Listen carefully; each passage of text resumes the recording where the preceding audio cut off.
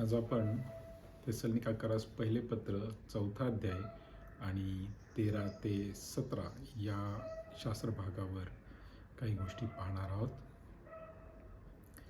आपण ही वचनं वाचूया. तेसलोनिकाकारास पहिले पत्र चौथा अध्याय आणि 13 आणि 14 ही वचनं आपण आधी वाचू. आणि भावांनो, निजलेल्यांविषयी तुम्ही अजाण असावे अशी आमची इच्छा नाही, यासाठी की ज्यांना आशा नाही अशा इतर लोकांसारखा तुम्ही खेद करू नये. कारण येशू मेला व पुन्हा उठला असा आपण विश्वास धरतो, तर तसेच येशूमध्ये जे निजलेले आहेत त्यांना देव त्याच्याबरोबर आणेल. आता या ठिकाणी एक घटनेविषयी या शास्त्रभागामध्ये सांगितलं आहे आणि ती घटना म्हणजे येशू येणार आहे आणि आल्यानंतर तो त्याच्याबरोबर जे ख्रिस्तामध्ये मरण पावलेले लोक आहेत त्यांना तो घेऊन येणार आहे. मग ही जी घटना आहे ती तो प्रभू त्याच्याबरोबर जे ख्रिस्तामध्ये मेलेले आहेत त्यांना घेऊन येणार आहे. या घटनेविषयी आपण आज पाहत आहोत. यामध्ये जो शब्द वापरलेला आहे की तो त्यांना त्याच्याबरोबर आणेल, यावरून आपल्याला दिसतं की ते त्याच्याकडे आहेत आणि तो येताना त्यांना त्याच्याबरोबर घेऊन येणार आहे. म्हणजे जे ख्रिस्तामध्ये मेलेले लोक आहेत तर त्यांचे शरीरं ही या पृथ्वीवर कबरेमध्ये आहेत, परंतु त्यांचे जे जीवात्मे आहेत तर ते प्रभूकडे गेलेले आहेत आणि ते प्रभूजवळ आहेत आणि प्रभू त्यांना घेऊन येणार आहे. तर या वचनामध्ये याविषयी सांगितलं आहे. आता याविषयी जर आपण अजून एक शास्त्रभाग बघितला, प्रेषितांची कृत्ये याचा 7वा अध्याय आणि 59 वचन आपण पाहूया. यामध्ये म्हटलंय, आणि ते स्तेफनाला धोंडमार करीत असता तो प्रभूकडे आरोळी करीत म्हणाला, हे प्रभू येशू, माझ्या आत्म्याचा स्वीकार कर. या ठिकाणी आपल्याला दिसून येतं की ज्या वेळेस स्तेफनाला धोंडमार झाला त्यावेळेस तो म्हणतो की प्रभू येशू, तू माझ्या आत्म्याचा स्वीकार कर. म्हणजे त्याचा देह हा पृथ्वीवर राहिला, तो मरण पावला, त्याला कबरेत ठेवलं, परंतु त्याचा आत्मा हा प्रभू येशूकडे गेला. तो त्याला म्हणतो माझ्या आत्म्याचा स्वीकार कर. तर हे वचन आपल्याला मगाशी जी आपण वचनं वाचले त्याच्याशी ते जुळतात. म्हणजे प्रभूकडे हे सर्व लोक त्यांचे आत्मे गेलेले आहेत आणि ते तिथे प्रभूजवळ राहतात आणि प्रभू येईल त्यावेळेस हे सर्व जीवात्मे प्रभू घेऊन येईल. तर आपण या तेसलोनिकाकाराचे पहिले पत्र याच्यातला 4था अध्याय आणि त्याच्या पुढचं वचन म्हणजे 16वं वचन हे आपण पाहणार आहोत. 16व्या वचनामध्ये असं लिहिलंय, 15 आणि 16 आपण वाचू. कारण प्रभूच्या वचनावरून आम्ही हे तुम्हा सांगतो की प्रभूच्या येण्यापर्यंत जे आपण जिवंत राहणारे ते आपण निजलेल्यांच्या पूर्वी जाणारच नाही. कारण प्रभू स्वतः आज्ञा करणाऱ्या गर्जनेसुद्धा, आद्यदूताच्या वाणीसुद्धा व देवाच्या तुतारीसुद्धा आकाशातून उतरेल आणि ख्रिस्तामध्ये मेलेले ते पहिल्याने उठतील.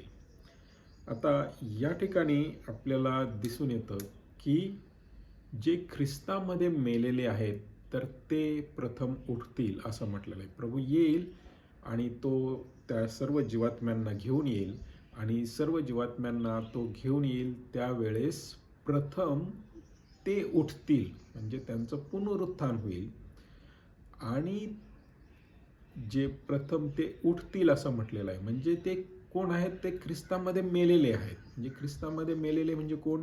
की ज्यांनी येशू ख्रिस्तावर विश्वास ठेवला आणि त्यांचं जीवन ख्रिस्तामध्ये जगलं आणि त्यानंतर त्यांना जे मरण आलं तर ते ख्रिस्तामध्ये मेलेले लोक आहेत.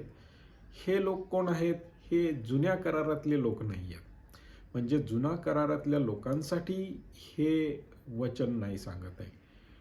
मग हे कोणासाठी सांगताय? तर मग हे अजून पुढच्या काही काळातलं वचन आहे का? तर आपण एक वचन वाचू प्रकटीकरणाच्या पुस्तकामध्ये 21 अध्याय आणि 1 ते 4 ही वचनं आपण पाहूया. मग मी नवे आकाश आणि नवी पृथ्वी पाहिली, कारण पहिले आकाश आणि पहिली पृथ्वी ही सरून गेली होती आणि समुद्र आणखी राहिला नाही. तेव्हा मी पवित्र नगर नवे यरूशलेम देवापासून आकाशातून उतरत असलेले पाहिले. ते आपल्या नवऱ्यासाठी शृंगारलेल्या नवरीसारखे सजवलेले होते. नंतर मी राजस्थानातून आलेली मोठी वाणी ऐकली. ती म्हणाली, पहा, देवाचा मंडप माणसांजवळ आहे.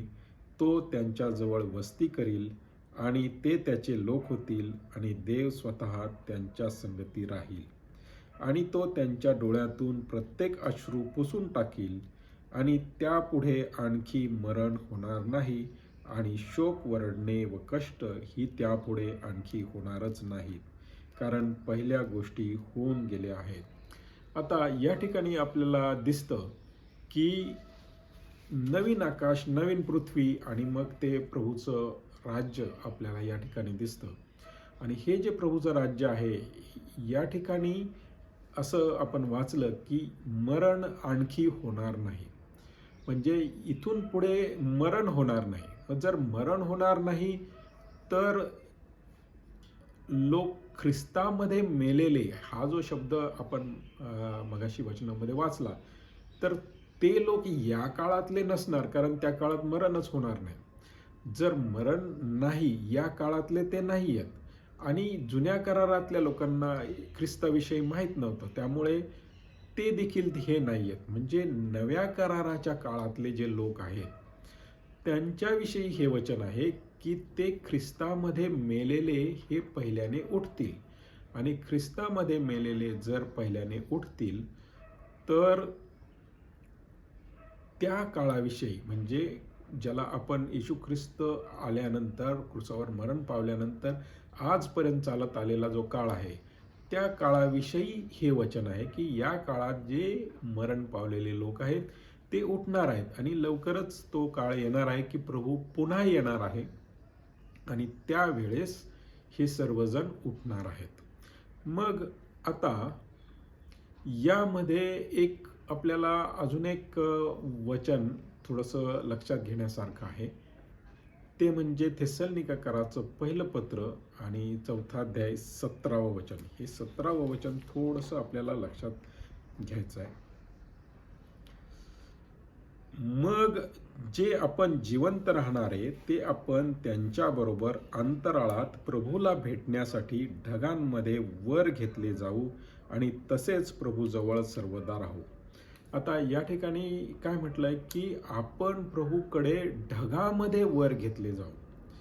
आता ढगामध्ये वर घेतलं जाणं ही जी गोष्ट आहे, तर ही म्हणजे प्रभू ढगामध्ये आहे, आपण खाली आहोत आणि आपण जिवंत आहोत आणि जे मेलेले आहेत ते जिवंत झाले, ते भेटण्यासाठी प्रभूकडे वरती ढगामध्ये गेले आहेत आधी, आपल्या आधी, आणि नंतर आपण जे खाली राहिलेले आहेत तर ते आपण ढगामध्ये वर घेतले जाऊ असं म्हटलेलं आहे. म्हणजे प्रभू आलेला आहे घ्यायला, परंतु तो खाली पृथ्वीवर आलेला नाहीये, तो ढगामध्येच आहे आणि त्यावेळेस तो आपल्याला घ्यायला वरती आलेला आहे आणि आपण वरती जाणार आहोत, त्याला भेटणार आहोत आणि त्याला भेटल्यानंतर आपण तसेच प्रभूजवळ राहणार आहोत.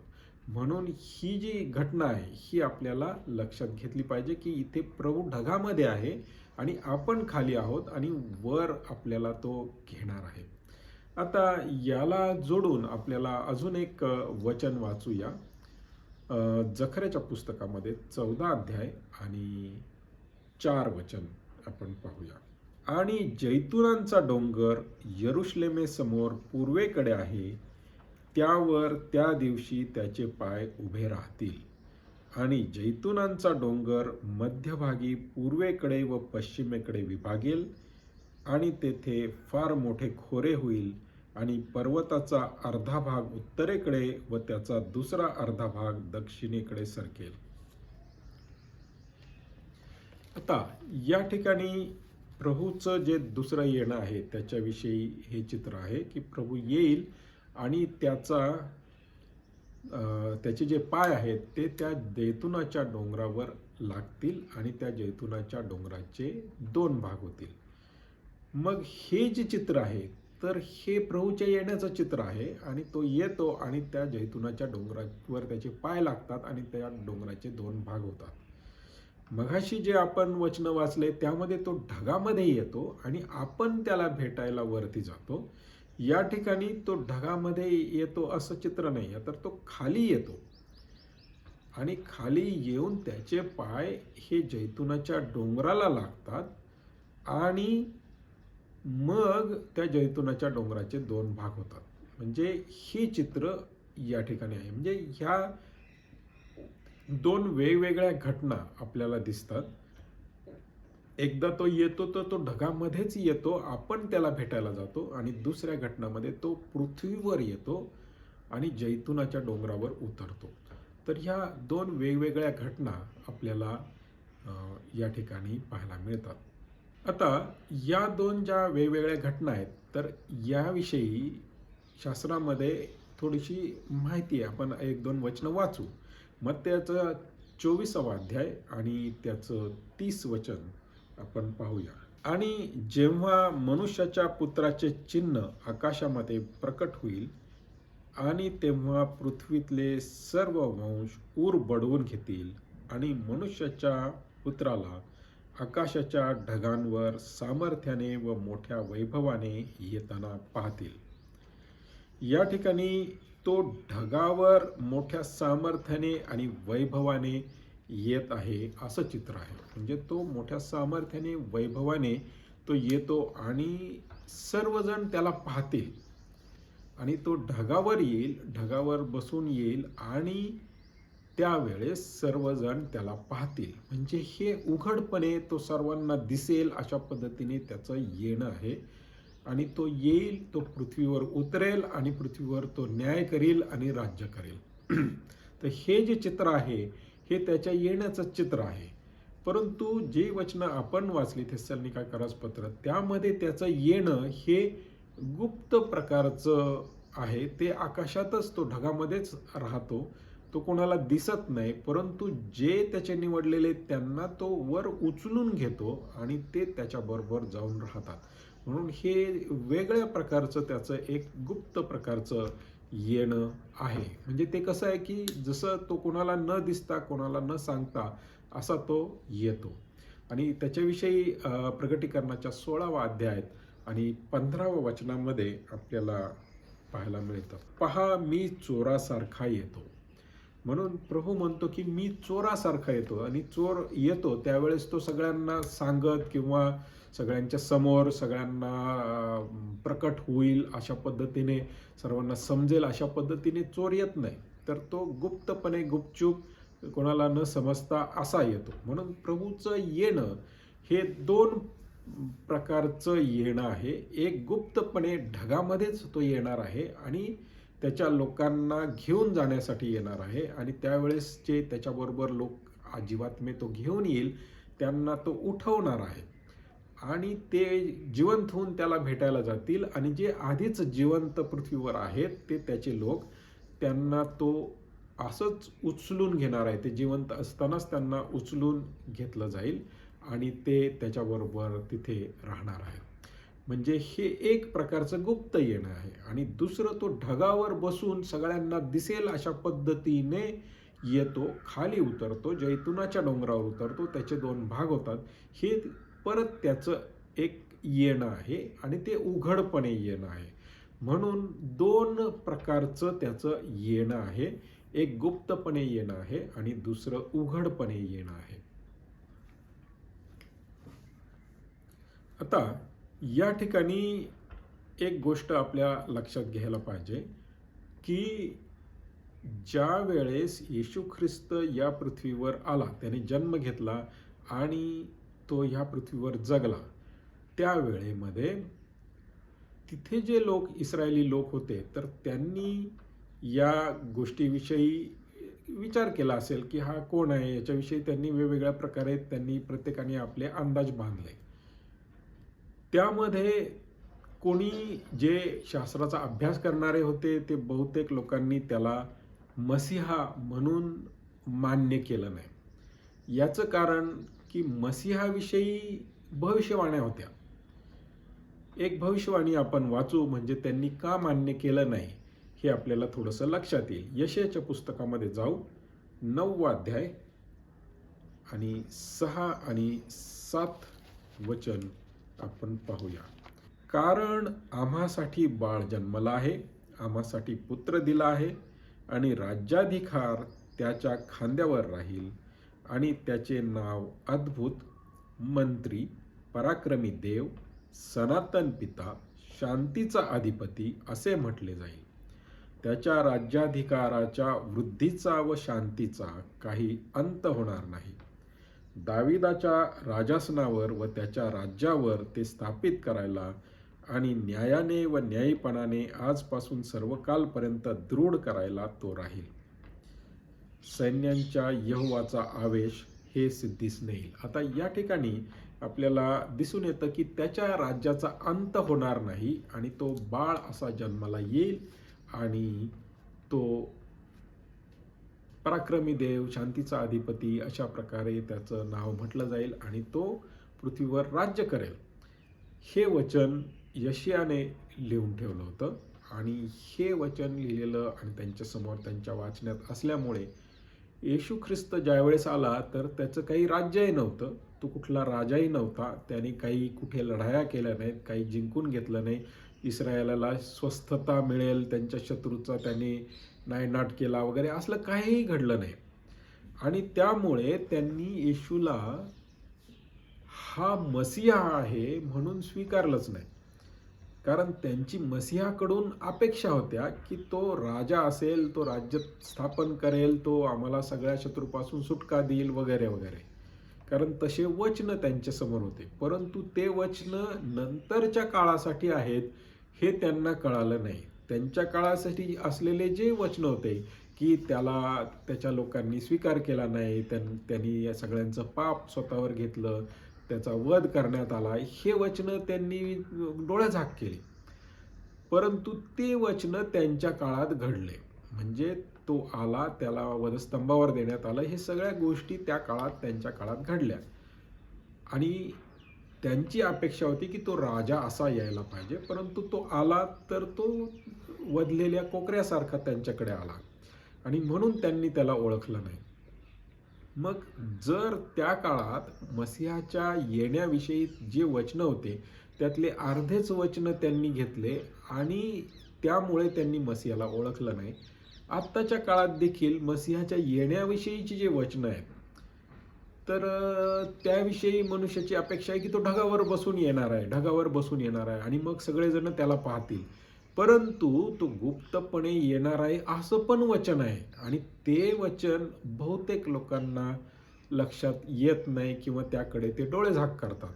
आणि म्हणून तो चोरासारखा येणार आहे, गुप्तपणे येणार आहे, त्याच्या लोकांना घेऊन जाणार आहे आणि ते उचलले जातील आणि त्याला ढगामध्ये जाऊन भेटतील आणि तो ढगामध्ये येईल, परंतु तो चोरासारखा येईल. म्हणजे तो कुणाला न सांगता अचानक येईल आणि त्याच्या लोकांना घेऊन जाईल. हे वाली जी घटना आहे, ही घटना, ह्या प्रकारची जी घटना, याच्याविषयीची जे वचन आहेत त्याकडे लोक डोळेझाक करतात आणि त्यांना लक्षात येत नाही की अशीही घटना घडणार आहे हे याच शास्त्रामध्ये लिहिलेलं आहे. म्हणून प्रभूचं येणं हे ढगावर बसून आहे एवढंच लोकांचा फोकस असतो, परंतु त्याचं गुप्तपणे जे येणं आहे आणि त्यावेळेस आपण पालटले जाऊ आणि उचलले जाऊ, ही जी गोष्ट आहे ही या गोष्टीकडे लोक डोळेझाक करतात. म्हणून ह्या गोष्टीकडे देखील आपल्याला लक्ष द्यायला पाहिजे आणि म्हणून आजचा आपला जो शास्त्र भाग होता की तो कसा येणार आहे, कसं तो लोकांना जे मेलेले आहेत त्यांच्या आत्म्यांना घेऊन येणार आहे आणि ते आणल्यानंतर त्यांचं पुनरुत्थान होईल आणि ते त्याला भेटायला ढगामध्ये जातील आणि जे कोणी जिवंत असतील जे त्याच्या मार्गात चालणारे असतील तर ते पालटले जातील आणि ढगामध्ये वर घेतले जातील. तर ही जी घटना आहे म्हणजे ते पालटले जातील, त्यांचं रूपांतर होईल, ह्या विषयीची जी भविष्यवाणी आहे. तर याकडे आज आपलं लक्ष वेधवण्यासाठी म्हणून हा शास्त्रभाग आज आपण पाहिला.